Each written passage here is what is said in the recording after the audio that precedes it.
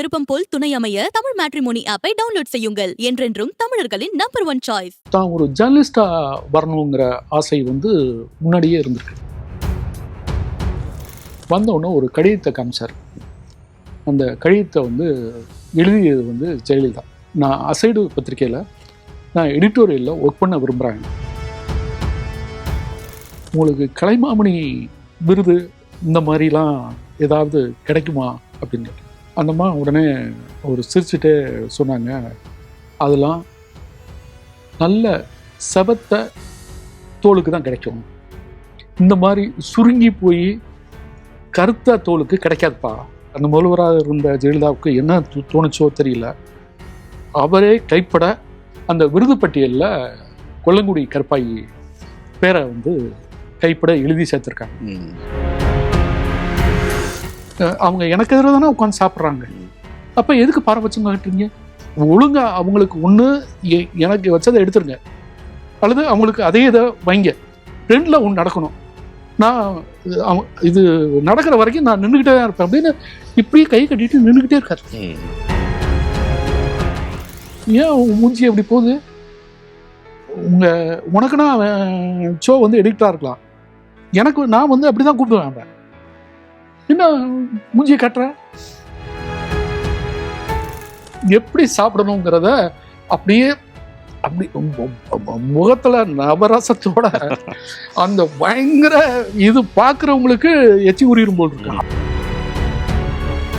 என் கூட 3 நாள் வந்திருக்க, கூட்டத்தை பார்த்துருக்க, நீ எனக்கு ஆதரவா எழுதணும்னு சொல்லவே மாட்டேன். நீ பார்த்ததை எழுது, நீ பார்த்ததை உனக்கு பிடிக்கலைன்னு எழுது.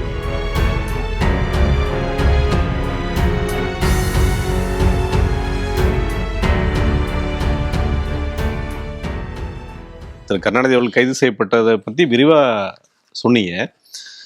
இந்த கைதுக்கு அடிப்படை காரணம்னா அது ஒரு பொலிட்டிக்கல் வெஞ்சன்ஸ் அப்படின்னு சொல்லி, அது ஒரு அரசியல் பழிவாங்கல் அப்படின்னு சொல்லப்பட்டது. அப்போ மத்திய சட்ட அமைச்சராக இருந்த அருண்ஜேட்லி உட்பட பலரும் வெளிப்படையாக ஒரு ஸ்டேட்மெண்ட்டாகவே இது கொடுத்தாங்க. என்ன காரணம்னா 1996 முன்னாள் முதல்வர் செல்வி ஜெயலலிதா அவர்கள் கைது செய்யப்பட்டது. அந்த 96 நடந்த சட்டமன்றத்தில் தேர்தலில் திமுக ஜெயிச்சு அதிமுக படுதோல்வி அடைஞ்சது. திரு கருணாநிதி சிஎம் ஆகிறாரு. அப்போ டிசம்பர் 7 அன்றைக்கு தான் ஜெயலலிதா அவர்கள் கைது செய்யப்படுறார். போயஸ் கார்டனில் பெரிய ஒரு போலீஸ் சுற்றி வளைக்குது, அவங்கள அரெஸ்ட் பண்ணுறாங்க. இதே சென்னை மத்திய சிறையில் அவங்க அடைக்கப்படுறாங்க. அந்த கோபம் தான் அடுத்த 5 ஆண்டுகளுக்கு அப்புறம் திரு கருணாநிதி கைது செய்யப்பட்ட சம்பவம். ஜெயலலிதா கைது ஆன அந்த நேரத்தில் அப்போ என்ன நடந்தது? ஜெயலலிதாவுக்கும் உங்களுக்குமான அந்த ஒரு பத்திரிகையாளராக அவங்களுடைய தொடர்பு உறவு எப்படி இருந்தது? இந்த ஜெயலலிதா கைது தொடர்பாக நான் கலைஞர்கிட்ட நான் கேட்டிருக்கேன். அப்போ அவர் சொன்ன பதில், நான் அவங்கள எந்த விதமான ஒரு கண்ணிய குறைவாவோ எதுவுமே நடத்தலை, அவங்கள உரிய ஆதாரத்தின் பேரில் தான் நாங்கள் அந்த கைது நடவடிக்கை இருந்தது.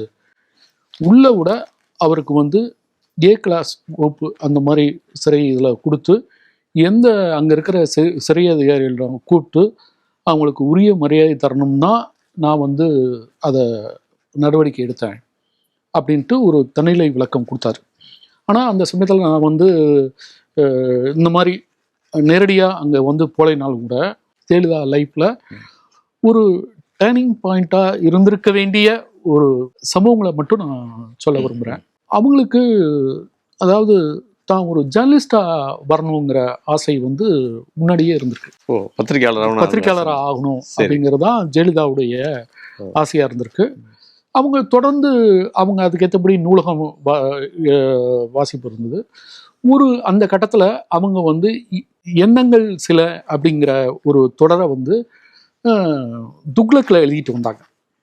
முதல்ல பேர் குறிப்பிடாமல் அதை வெளியிட்டு வந்த ஷோ பிறகு ஜெயலலிதா தான் அதை எழுதுறாங்க அப்படிங்கிறதுக்கு அந்த அந்த குறிப்பிட்ட அந்த காலம் அது வந்துச்சு. அந்த நேரத்தில் இவங்களுக்கு தான் ஒரு ஜேர்னலிஸ்டாக வரணும், அதுவும் ஆங்கில பத்திரிகை சார்ந்த அந்த இதில் வேலை பார்க்கணும் அப்படின்றப்ப அவங்களுக்கு அப்போ முன்னின்ற ஒரு பத்திரிகை சென்னையில் அப்போது வந்துகிட்டு இருந்த அசைடு மேகசின் ஆஃப் மெட்ராஸ் அப்படிங்கிற பேர்ல அது நல்ல ஒரு தரமான அடர்த்தியான ரொம்ப இன்ஃபர்மேட்டிவான ஒரு இதழ். வடிவமைப்புல இருந்து ரொம்ப தரமா இருக்கும், நல்லா இருக்கும். ஆப்ரஹாம் இராலின்னு சொல்லி, ஆப்ரஹாம் இராலி அவர் கேரளாவை சேர்ந்தவர். அவர் தான் எடிட்டர் அண்ட் பப்ளிஷர். அவர் தான். ஜானகி வெங்கட்ராமன் அவங்க தான் எடிட்டர் இருந்தாங்க. ரொம்ப அருமையான ஆங்கிலம் அவங்க அருமையான ஆங்கிலம் அவருடையது. அந்த மாதிரி இருந்தாங்க. அந்த பத்திரிகையை தொடர்ந்து வாசிக்கிற ஒரு ரசனை மிக்க வாசகியாக ஜெயலலிதா இருந்திருக்காங்க. அப்போ நாங்கள் அந்த பத்திரிகையிலேயே தமிழில் ஒரு பத்திரிகை ஒன்று செய்தி ஒளின்னு ஆரம்பிக்கிறதா இருந்தது. அதுக்காக நண்பர் பிரபஞ்சனும் நானும் அந்த பத்திரிகையில் எழுத்தாளர் பிரபஞ்சன் நாங்கள் ஒர்க் பண்ணிக்கிட்டு இருந்தோம். அப்போ ஆப்ரஹாம் இராலி எங்களை அவருடைய அந்த எடிட்டர் ரூமுக்கு வர சொல்லியிருந்தார். நாங்கள் ஒரு 4-5 பேர் போயிருந்தோம். வந்தவுடனே ஒரு கடிதத்தை காமிச்சார். அந்த கடிதத்தை எழுதியது ஜெயலலிதா. அதில் நான் அசைடு பத்திரிகையில் நான் எடிட்டோரியலில் ஒர்க் பண்ண விரும்புகிறேன் அப்படின்னு அதுக்கான ஒரு விண்ணப்பம் மாதிரி அவங்க எழுதியிருக்காங்க. கீழே அவங்களுடைய கையெழுத்து போட்டிருந்தது. பிரித்து அந்த இது பண்ணோன்னா அந்த அசைடு ஆஃபீஸ் முழுக்க அது சார்ந்த ஒரு அதிர்வலைகளை பார்க்க முடிஞ்சது. இவர் நண்பர் பிரபஞ்சன் ரொம்ப இதான், அப்போ நாளையிலேருந்து நம்ம ஆஃபீஸே களை கட்டிடும், அவங்க வந்துட்டாங்கன்னா எங்கே உட்காருவாங்க, நம்மெல்லாம் கூடுதல் மேக்கப்போட வர வேண்டி இருக்கும் போல் இருக்கு அப்படின்னு ரொம்ப கிண்டலும் கிளியுமா பேசிக்கிட்டு இருந்தாரு. ஆனால் அதுக்கு இராலி, ஆப்ரஹாம் இராலின்னு அந்த எடிட்டர் இருக்கார்ல, உடனே ஜெயலலிதாட்ட பேசினார். பேசி இங்கே நீங்கள் விண்ணப்பிச்சதெல்லாம் ரொம்ப நல்ல விஷயம், நீங்கள் இங்கே ஒர்க் பண்ணணும், அதாவது அசைடு ஆஃபீஸ் அப்போ நந்தனத்தில் இருந்து நீங்கள் இங்கே ஒர்க் பண்ணணும் அப்படிங்கிறப்ப இவங்க அப்பயே ஒர்க் ஃப்ரம் ஹோம்னு சொல்லி அந்த பாணியில் நான் வீட்டில் ஒர்க் பண்ணுறேன், நான் பாய்ஸ் கார்டனில் இருந்தே ஒர்க் பண்ணுறேன், நான் பார்த்துக்கிறேன் அப்படின்னா அதுக்கு ஆப்ரஹாம் இராலி ஒத்துக்கல. அப்போ ஆப்ரஹாம் இராலி மேலே அந்த அம்மா எந்த அளவுக்கு மதிப்பு வச்சுருந்தாங்கன்னா, இதுவரைக்கும் கொடுக்காத மிக விரிவான பேட்டியை அப்போ அந்த பத்திரிகைக்கு அவங்க கொடுத்துருந்தாங்க.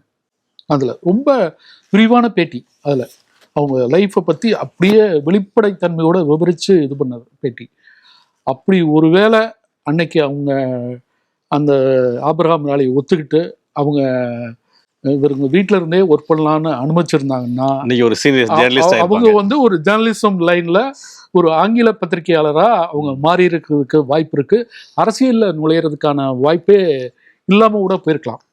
தமிழ்நாடு அரசியலும் வேற ஒரு இருந்திருக்கும். ஆமா. ஆனா இது இன்றைக்கு அவரை துதிப்பாடக்கூடியவர்களுக்கு எந்த அளவுக்கு தெரியுங்கிறது தெரியல. ஆனா அதுக்கு பிறகுதான் அரசியலுக்குள்ள இவங்க வர்றாங்க. அதுக்கு பிறகு இவங்க அப்ப எம்ஜிஆர் உடல்லாம் பாதிக்கப்பட்ட நிலையில இவங்க பிரச்சாரத்துக்கு வராங்க. கட்சியில் இப்போ கொள்கை பரப்பு செயலராக நியமிக்கப்பட்ட பிறகு அவங்க பிரச்சாரத்தில் நான் இந்த பிரச்சார வேனில் கூட போயிருந்தேன். கோப்பேசே ஃபஸ்ட்டு வந்தார், இது பண்ணார். அப்போ அவருக்கு அந்த ஸ்பீச்லாம் எழுதி கொடுத்தவர் நம்மளுடைய நண்பர் மூத்த பத்திரிகையாளர் சோலை தான் அவங்க எழுதி கொடுத்திருந்தார். அப்போ முழுக்க எம்ஜிஆரை பிரதானப்படுத்தி தான் அவருடைய அந்த ஜெயலலிதாவுடைய பேச்சு அமைந்தது. அது அங்கேருந்து ஆரம்பித்து அந்த ஆண்டிப்பட்டி உள்ளிட்ட பல பகுதிகளுக்கு அவங்க போனாங்க. நாங்களும் கூட போயிட்டு வந்ததில்லை. ஆனால் அந்த எழுதி கொடுத்த பேச்சை தான் அப்படியே மனப்பாடமாக அவங்க பேசினாங்களே ஒழிய அதில் ஒரு வரி கூட மாற்றலை. அப்படி இருந்தது அவங்களுடைய ஸ்பீச். அப்புறம் அதுக்கு பிறகு அவங்க முதல்வரான பிறகு நடந்த ஒரு 2 சம்பவத்தை நான் சொல்ல விரும்புகிறேன். விருதுநகரில் உள்ள காமராஜர் உடைய அந்த நினைவு மண்டபம் இருக்கிற அந்த அவங்களுடைய சொந்த வீட்டில் பக்கத்தில் காமராஜருடைய மருமகள், அதாவது சொந்த தங்கையுடைய மகள் மிக மோசமான வறுமையான நிலையில் இருக்காங்கன்னு நண்பர் மூலமாக கேள்விப்பட்டு அங்கே போயிருந்தேன். அவங்க அங்கே போனப்போ 63 வயசாகுது. போன உடனே இந்த தன்னுடைய மாமாவுடைய காமராஜருடைய வீட்டை கூட்டி பெருக்கிற வேலை இருக்குல்ல, இது எனக்கு கிடைக்காதா, அப்படி கிடைச்சா ஒரு 150 ரூபா இருந்தால் எனக்கு ரொம்ப பயனுள்ளதாக இருக்கும், என்னுடைய பையங்கள்லாம் பார்த்தீங்கன்னா தீப்பெட்டி தொழிற்சாலையில் வேலை பார்க்குறாங்க. வருமானமே இல்லாமல் அவங்க வீடு சாதாரண ஓடு பேய்ந்த வீடாக இருக்குது. அதாவது எல்லாரும் காலையும் விழுந்து பார்த்துட்டேன், யாருமே இது பண்ணல. இப்போ வயசு காரணமாக நான் உன் காலில் விழுகலப்பா, இல்லாட்டி உன் காலில் விழுந்துருவேன் அப்படின்னு ரொம்ப இதாக பேசினாங்க. இது வந்து அப்போதைய வந்து அந்த வார இதழில் அடுத்த வாரம் நான் வீட்டு வேலை செய்யும் காமராஜரின் மருமகள் அப்படிங்கிற தலைப்பில் கவர் ஸ்டோரியாக வெளிவந்தது. உடனே அது ஜெயலலிதா கவனத்துக்கு போய் உடனே ஒரு 11 லட்ச ரூபா குடும்பத்துக்கு கொடுத்து உடனே அவங்க வீட்டில் உள்ளவங்களுக்கு வேலை வாய்ப்பு மற்ற எல்லா வசதிகளையும் பண்ணி கொடுத்தாங்க. உடனே அந்த குடும்பம் இது பண்ணப்ப அவங்க குடும்பத்தினரை திரும்ப கூப்பிட்டுருந்தாங்க. கூப்பிட்டுருந்தப்ப அந்த அம்மா அவ்வளவு நன்றி சொன்னாங்க. அந்த அம்மா இது வந்து ஜெயலலிதாட்ட இருந்த இன்னொரு விதமான ஒரு குணம்னு சொல்லலாம். இதே மாதிரி அசைடு பத்திரிக்கையில் அப்போ நான் ஒரு கட்டுரை எழுத போயிருந்தேன். அது என்னன்னா, சிவகைக்கு பக்கத்தில் இருக்க கொல்லங்குடிக்கு போயிருந்தேன். கொல்லங்குடி கற்பாயி அப்போ சில படங்களில் நடித்து நாட்டுப்புற பாடல்களில் அவங்களுடைய இதில் கேசட்லாம் வெளிவந்த நேரம். வீட்டுக்கு போயிருக்கேன். ஒரு பகல் நேரம். அவங்க வீட்டு திண்ணையில் தான் உட்காந்துருந்தாங்க. தலையில் பூரா வேப்பெண்ணெய் தேய்ச்சிருந்தாங்க. வேப்பெண்ணெய் ஏதோ ஒரு மருத்துவ குணத்துக்காக வேப்பெண்ணெய் தேய்ச்சது. அந்தம்மா ஃபுல்லாக பாடல் பாடி காமிச்சாங்க. அதனுடைய இது எல்லாமே இதெல்லாம் பண்ணி நான் அப்புறம் பக்கத்தில் நான் குடிக்க கலர் வாங்கிட்டு வரேன் அப்படின்னு சொல்லி அந்த இதெல்லாம் வாங்கிட்டு வந்து கொடுத்து உபசரித்து போகிறப்ப அந்த அம்மாட்ட ஒரு கேள்வி கேட்டேன். அம்மா, உங்களுக்கு கலைமாமணி விருது இந்த மாதிரிலாம் ஏதாவது கிடைக்குமா அப்படின்னு கேட்டேன். அந்தம்மா உடனே ஒரு சிரிச்சுட்டே சொன்னாங்க, அதெல்லாம் நல்ல செபத்த தோலுக்கு தான் கிடைக்கும், இந்த மாதிரி சுருங்கி போய் கருத்த தோலுக்கு கிடைக்காதுப்பா அப்படின்னு சொன்னாங்க. இதுதான் கடைசியாக அவங்க சொன்னது. இதை அப்படியே வந்து இந்த ஜானகி வெங்கட்ராமன் வந்து மொழிபெயர்த்து மிக அழகாக மொழிபெயர்த்து அது அசைடு பத்திரிகையில் வெளிவந்தது. வெளிவந்த உடனே ஜெயலலிதாவுக்கு, அந்த முதல்வராக இருந்த ஜெயலலிதாவுக்கு என்ன தோணுச்சோ தெரியல, அவரே கைப்பட அந்த கலைமாமணிக்கு அந்த அந்த வருடத்தில் அளிக்கப்பட இருந்த அந்த விருது பட்டியலில் கொல்லங்குடி கற்பாயி பேரை வந்து கைப்பட எழுதி சேர்த்துருக்காங்க. நீங்க பத்திரிகை துறைக்கு வந்திருந்த அந்த ஆரம்ப காலகட்டத்தில் நீங்க மதுரையில இருந்து நீங்க பணியாற்றினீங்க. அந்த காலகட்டத்தில் தமிழ்நாடு முதலமைச்சராக இருந்தவர் வந்து திரு எம்ஜிஆர் அவர்கள். ஆண்டிப்பட்டியில தான் அவரது தொகுதி. அது அங்கே மதுரைக்கு இதெல்லாம் பயணம் அடிக்கடி வரக்கூடியவர் வந்து. அப்போ அவரை சந்திச்சிருக்கீங்களா? ஆண்டிப்பட்டி அந்த இதில் ஒரு நிலப்பட்டா சம்மந்தப்பட்ட ஒரு கோரிக்கைக்காக ஒரு முதியவர், அதாவது 4-5 வருஷமாக தொடர்ந்து அலைஞ்சிக்கிட்டே இருந்திருக்கார். இந்த தகவல் தெரிஞ்சு நான் அவரை வந்து ஆண்டிப்பட்டியில் சந்தித்து ஒரு சின்ன முதல்வர் தொகுதியில் இப்படி ஒரு நிலையா அப்படின்ட்டு எழுதியிருந்தேன். அது வெளிவந்த அந்த வெளிவந்த அந்த வாரமே அவருக்கு வந்து நிலப்பட்டா கொடுத்து எனக்கு வீடு தேடி வந்து நன்றி தெரிவித்தார். இது வந்து எம்ஜிஆர் கவனத்துக்கு உடனே போய் அது உடனே நடந்திருக்கு. அதற்கு பிறகு நான் அவரோட பிரச்சார பயணங்களில் அவரோட நான் போயிருக்கேன். தேர்தல் பிரச்சாரத்தை டயத்தில் போயிருக்கேன். பிறகு 2 சந்தர்ப்பங்களில் அவரோட பயணிக்கிற வாய்ப்பு இருந்துச்சு. அப்போ அவர் காட்டின பத்திரிகையாளர்கிட்ட காமிச்ச ஒரு கரிசனம், ஒரு உபசரிப்பு இருக்குல்ல, இது வந்து ரொம்ப ஆச்சரியப்படத்தக்க விதத்தில் இருந்தது. ஒரு முறை நாங்கள் பிரச்சாரத்தப்ப இரவு மதுரை நேரத்தில் தான் மதுரை விட்டு கிளம்புறோம். ஆண்டிப்பட்டி இதெல்லாம் தாண்டி போகிறப்ப இரவு 1 மணி இருக்கும். 1 மணி இருக்கும். அந்த நேரத்தில் ஒரு கிராமத்துக்கும் இன்னொரு கிராமத்துக்கு இடையில ஒரு நீண்ட இடைவெளி இருக்கு. அது தேர்தல் பிரச்சாரம் தான். அப்ப அந்த காலகட்டத்தில் வந்து அந்த நேர கட்டுப்பாடுலாம் கிடையாது. இரவு முழுக்க பிரச்சாரம் பண்ணலாம், பொதுக்கூட்டம். அப்ப அந்த இடத்துல வந்து நாங்க வந்து கரெக்டா முதல்வருடைய வாகனத்துக்கு நேர அடுத்த வாகனம் எங்களுடைய ப்ரெஸ் வேன் இருக்கு. அதுல ஒரு 15-16 பத்திரிகையாளர்கள் தான் இருக்கும். அப்ப திடீர்னு ஒரு இடத்துல அந்த முதல்வருடைய வாகனம் நிக்குது. அந்த சட்டுன்னு அதாவது அவர் பார்த்தீங்கன்னா அந்த வானத்துல இருந்து ஒரு ரொம்ப தடுமாறிலாம் இல்லை, ரொம்ப இயல்பான ஒரு இடத்துக்கு வந்து ஜம்ப் பண்ணி குதிச்சு அந்த இடத்துக்கு கடகடன்னு போனாரு.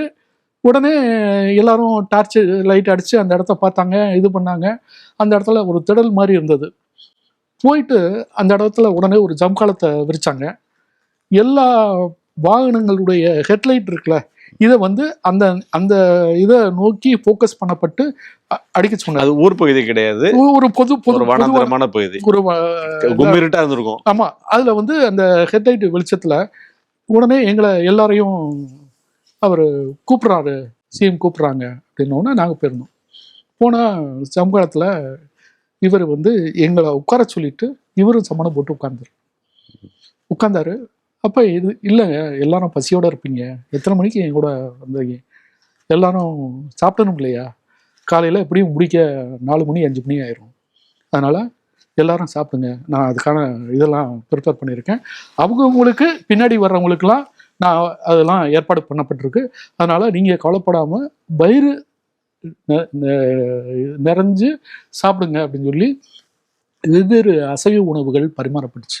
அதில் வந்து எங்கள் அந்த வந்திருந்ததில் மூத்த பத்திரிகையாளர்கள் நிறைய பேர் ரொம்ப நெகிழ்ந்து போயிட்டாங்க. அதாவது ஒரு முதலமைச்சர் ஒரு தனக்கு முன்னாடி ஒரு பெரிய இதாக இல்லை, ஒரு சமகாலத்தில் சாதாரண லெவலில் ஒரு ஒரு அவ்வளவு இருளான ஒரு சூழ்நிலையில் உட்கார்ந்து ஒரு அது வந்து பார்த்தீங்கன்னா எனக்கெல்லாம் அதெல்லாம் புது அனுபவமாக இருந்தது.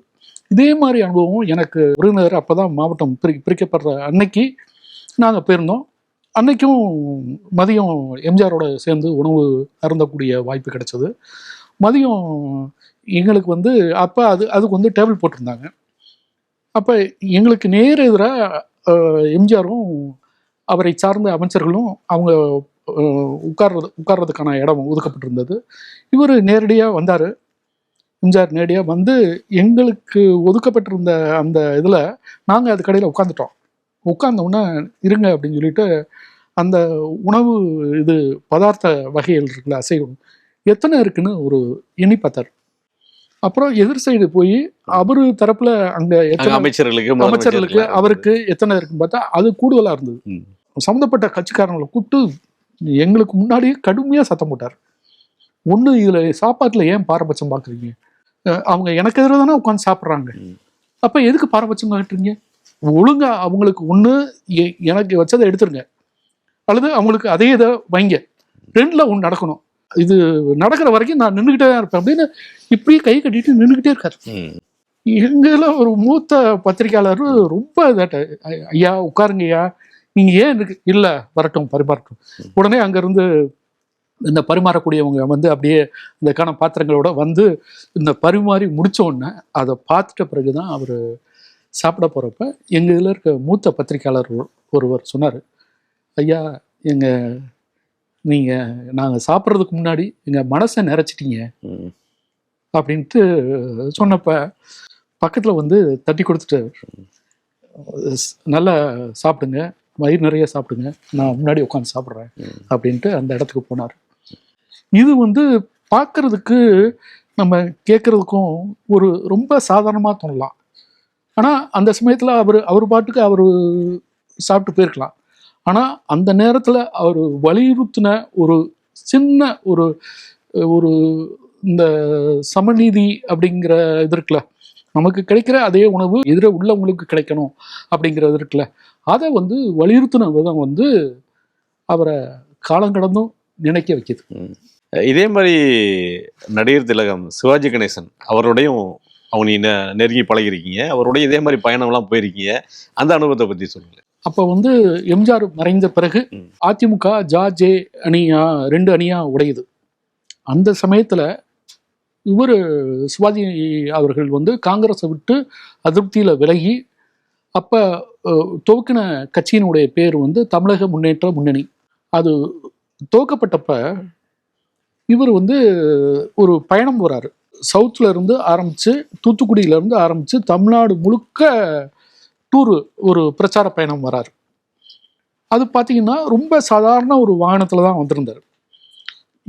ஏன்ட்டா அவர் ஷோ வந்து கூப்பிட்டு இந்த மாதிரி சிவாஜி இந்த மாதிரி சொல்லியிருக்காரு, நான் ஏன் துக்ளக் சார்பாக யாராவது அனுப்புங்க அப்படிங்கிறப்ப நான் உங்களை சொல்லியிருக்கேன், நீங்கள் நேராக போய் நீங்கள் அவரோட அந்த குறிப்பிட்ட இடத்துல அவரோட ஏறிக்கிங்க, அவருடைய கார்லேயே கூட்டிகிட்டு போகிறதா சொல்லியிருக்காரு, அதனால் போய்க்கிங்க அப்படின்னாரு. போனால் உள்ளுக்குள்ளே அவருடைய உதவியாளர், முன் சீட்டில் இவர், அப்புறம் டிரைவர், பின் சீட்டில் அவருடைய உதவியாளர், அடுத்து ராஜசேகரன் அவருடைய ரசிகமன்ற தலைவர், அதுக்கடுத்து நான், பின்னாடி மூணு பேர் தான். அதுக்கடுத்து பின்னாடி இப்போ வாகனங்களில் அவங்க கட்சியை சேர்ந்தவங்க பின்தொடர்ந்து வராங்க.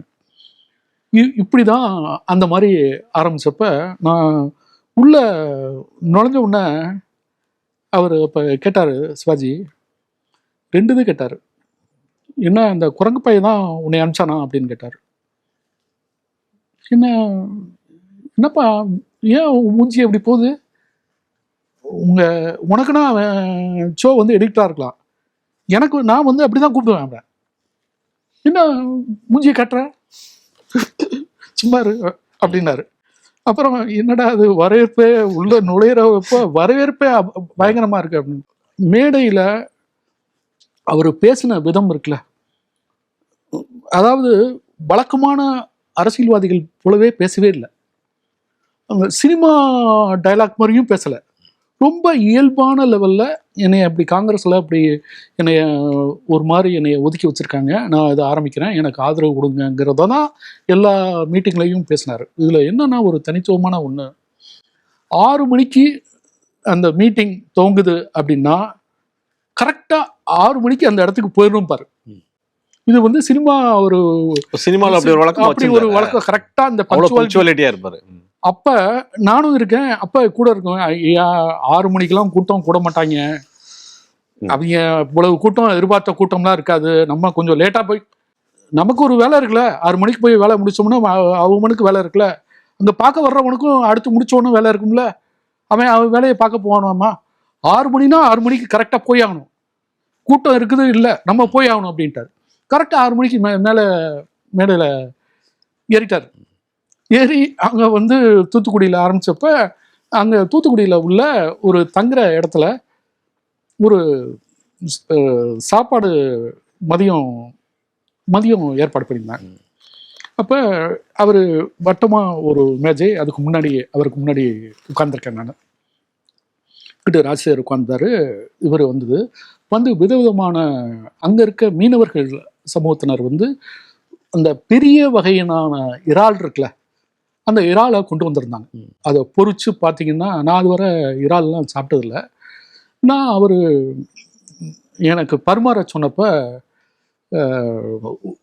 நான் சாப்பிட மாட்டேன், எனக்கு அது பார்க்குறதுக்கு நல்லா இல்லை, ஒரு பூச்சி மாதிரி இருக்குது, அதனால் வேணாம் அப்படி.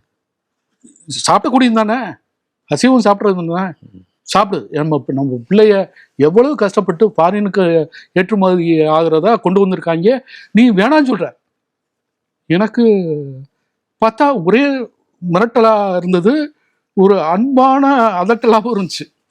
அப்புறம் அதை எடுத்து அந்த இதை எப்படி சாப்பிடணுங்கிறத அப்படியே அப்படி முகத்துல நவரசத்தோட அந்த பயங்கர இது பார்க்குறவங்களுக்கு எச்சி உரியும் போல் இருக்கு, அந்த அளவுக்கு அதை ரசிச்சு சாப்பிட்டுட்டு இப்ப நீ சாப்பிட்றியா இல்லையான்னாரு. அதுதான் அவரோட சேர்ந்து முதல்ல அது சாப்பிட்டேன். எனக்கு பின்னாடி முதல் மரியாதை படத்துலையும் அதே மாதிரி ராதா முன்னாடி அவர் ஒரு மீனை அப்படியே ஒரு மீனை அப்படியே இது பண்ணி சாப்பிட்றப்ப எந்த விதமான முகபாவங்களை அப்படியே காட்டினாரோ அதே முகபாவத்தை நேரடியா பார்க்க இருந்துச்சு. அப்போ 50 தொகுதிகளில் போட்டிட்டார், ஜானகியனியோட இணைஞ்சு நின்னாரு. இவர் திருவையாறு தொகுதியில் நின்னாரு. திருவையாறுக்கும் நாங்கள் போயிருந்தோம். எல்லா விதமான இதுக்கும் கூட்டங்களுக்கும் போயிட்டு கடைசியில் எந்த அளவுக்கு கூட்டம் வந்தது அவருக்கு பார்த்தீங்கன்னா, கூட்டம் சமத்தியான கூட்டம். இன்னைக்கு டக்குன்னு ஒரு அரசியல் நுழைய போற பல பேருக்கு அது ஒரு பாடம் எடுத்த மாதிரி அந்த அனுபவம் இருந்தது. எங்க போனாலும் அவ்வளவு கூட்டம் இருந்தது. ஏன்னா சிவாஜிங்கிறது அவ்வளவு சாதாரண மக்களுக்கும் பரிச்சயமான ஒரு பேர். அவர் வர்றாருன்னு கூட்டம் இதாக போயிடுச்சு. அதில் சில கூட்டங்களில் அங்கே அவர் மேடையில் இருப்பார், முடித்த உடனே நிறைய காருக்கு அவரை ஒரு சேஃப்டியாக கொண்டு போயிடுவாங்க. அவர் கூட வந்த ஆட்கள் நாங்கள்லாம், அப்போ நான்லாம் ஒரு கூட்டத்தில் போக முடியல, திணறி போயிட்டேன். இவர் செம்ம கத்துறார் சிவாஜி. அந்த குரங்கு பைய அனுப்பிச்ச ஒரு குரங்கு பையன் எங்கப்பா போயிட்டான், அவனை பிடிச்சி இழுத்துட்டு வாங்க அப்படின்னு கத்துறாரு. உடனே ஒரு வழியா கொண்டு வந்து அப்புறம் உள்ள இது பண்ணாங்க. திருத்தணி மற்ற இடங்கள்லாம் போயிட்டு அப்புறம் அன்னை இல்லத்துக்கு கடைசியில் வந்தோம். அவருடைய வீட்டுக்கு வந்தோம்னா மதியம், அன்னைக்கு வெள்ளிக்கிழமை மதியம் சாப்பாடு, மத்தியானம் சைவ உணவு. அதனால வந்துட்டு அவர் பக்கத்தில் உட்காந்து சாப்பிட சொன்னார். 3 நாள் என் கூட வந்திருக்க, ரொம்ப பழகிட்ட, ஒரு பிள்ளை மாதிரி பழகிட்ட நீ, ஆனால் உடம்பு ஏன் இப்படி வச்சிருக்க, நல்லா சாப்பிடு, நல்ல இதெல்லாம் கீரை எடுத்துக்க, மற்றது எடுத்துக்க அப்படின்ட்டு அன்னைக்கு அந்த கமலம்மா தான் பரிமாறிக்கிட்டு இருந்தாங்க. அவங்களுடைய சிவாஜி ஒய்ஃபு தான் பரிமாறிக்கிட்டு இருந்தாங்க. அவங்ககிட்ட அவனுக்கு நல்லா பையி அப்படின்னு சொல்லி அந்த உபசரிச்சுட்டு கடைசியில் கையை தொடச்சிட்டு உட்காந்து இது பண்ணுறப்ப, தம்பி என் கூட 3 நாள் வந்திருக்க, கூட்டத்தை பார்த்துருக்க, நீ எனக்கு ஆதரவாக எழுதணும்னு சொல்லவே மாட்டேன், நீ பார்த்ததே எழுது, நீ பார்த்ததை உனக்கு பிடிக்கலைன்னு எழுது, நீ எழுதுன்னு சொன்னது அந்த மாதிரி இருக்குல்ல, பொதுவாக அப்படி யாரும் சொல்ல மாட்டாங்க. இது பண்ணிட்டு கையை கொடுத்து அனுப்பிச்சி வச்சார். அப்புறம் அது நான் எழுதியிருந்தேன். அதை எழுதி அதுலேருந்து அவர்கிட்ட அடிக்கடி பார்க்கக்கூடிய ஒரு தொடர்பு இருந்துச்சு. அந்த தேர்தலில் அவர் 50 தொகுதிகளில் தோல்வி அடைஞ்ச பிறகு வீட்டுக்கு பார்க்க போயிருந்தேன். மாடியில் இருந்தார். அப்போ போனோன்னா, மக்கள் என்னை ஏன் ஏற்றுக்கலைன்னு தெரியலையே, சினிமாவில் ஏற்றுக்கிட்டாங்க, ஆனால் அரசியலில் என்னை ஏற்றுக்கவே இல்லையேப்பா, அந்த மாதிரி ஏன் என்னை எப்படி பண்ணாங்கன்னு தெரியல, ஆனால் அதுக்கு நான் கொடுத்த விலை எவ்வளோ தெரியுமா, எவ்வளோ செலவு பண்ணியிருக்கேன் தெரியுமா, என்னுடைய சொந்த செலவு அப்படின்னு 2 கையும் விரிச்சு காமிச்சார். அதாவது ஏறத்தாழ 10 கோடி ரூபா செலவு. இவ்வளவும் அந்த செலவு பண்ணது கூட அந்த பயங்கர ஒரு விரக்தியான ஒரு மனநிலையில் அப்போ சொன்னார். அதுக்கு பிறகு Thiru VN Chidambaram, Kamala theatre owner VN சிதம்பரத்தோட ஒரு முறை நான் பிறகு அவருடைய பிற்காலத்தில் வீட்டுக்கு பார்க்க போனப்போ கூட, அதாவது வெளியே பேசக்கூடாது, இதை பற்றி பேசக்கூடாது அப்படின்னு சொல்லி சில விஷயங்கள் பேசிகிட்டு இருந்தார். அந்த அளவுக்கு ஒரு இணக்கமான அணுகுமுறை அவர்கிட்ட இருந்தது. ஆனால் அவ்வளவு இணக்கமான அணுகுமுறை எல்லாமே, பாப்புலாரிட்டி எல்லாமே இருந்தும் கூட அரசியலில் அவரால் வெற்றி பெற முடியல அப்படிங்கிற வருத்தமும் கடைசி வரை அவர்கிட்ட இருந்தது. இது பல பேர் திரையுலகத்திலிருந்து நம்ம அரசியலுக்கு வர முயல்கிற பல பேருக்கு அவர் சொல்லாமல் கற்றுத்தந்த பாடம்னு இதுதான் சொல்ல முடியும். கணக்கிலடங்கா அனுபவங்கள் உங்களுக்கு இருக்கு, நிறைய விஷயங்கள் நிறைய பேசலாம். இன்னொரு சந்தர்ப்பத்தில் உங்களை பார்த்து பேசலாம் சார். விகடன் நேயர்களுக்கு அன்பான வணக்கம். திருமணம் எனும் இணைய சங்கமம். உங்களுக்கு ஏற்ற ஒரு பார்ட்னரை தேர்வு செய்ய சரியான இடம் தமிழ் மேட்ரிமோனி ஆப். தமிழர்களின் நம்பர் 1 சாய்ஸ். இன்றே டவுன்லோட் செய்யுங்கள். விருப்பமான துணையை தேர்ந்தெடுங்கள்.